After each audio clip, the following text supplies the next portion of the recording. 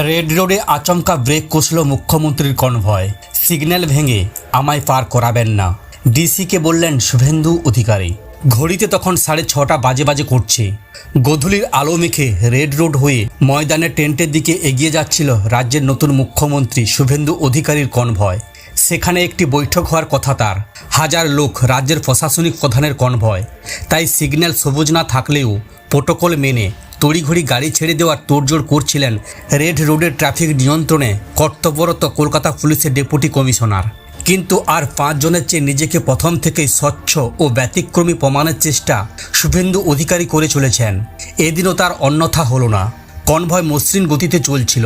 মাঝ রাস্তায় হঠাৎ ব্রেক কষে মুখ্যমন্ত্রীর গাড়ি থামিয়েই কর্তব্যরত ওই ডিসিকে ডেকে পাঠান মুখ্যমন্ত্রী। পুলিশের ওই পদস্থ আধিকারিকের সামনে পেয়ে অন্তত শান্ত এবং দৃঢ় গলায় তিনি বলেন, আপনি এরপর থেকে আমি যখনই এই রাস্তা দিয়ে যাব ট্রাফিক আইন ভাঙবেন না।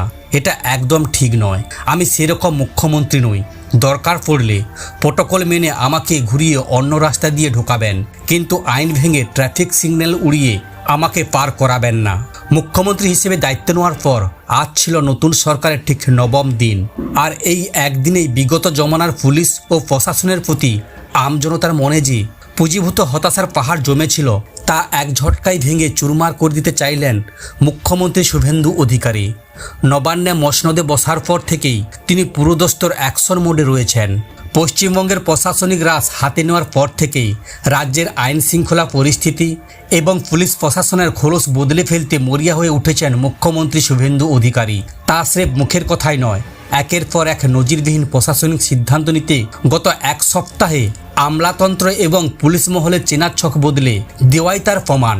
খোদ পুলিশের গাড়িগুলি ফিটনেস নিয়েও কদিন আগে উষ্ণ প্রকাশ করেন মুখ্যমন্ত্রী। পুলিশকে তখনও মনে করিয়ে দিয়েছিলেন যে সাধারণ মানুষকে আইন শেখানোর আগে পুলিশকে নিজেদের খোলস বদলানো দরকার। মঙ্গলবার আবারও তিনি শুধরে দিলেন, চেনা ঢঙ্গে দক্ষ প্রশাসনের মতোই করলেন।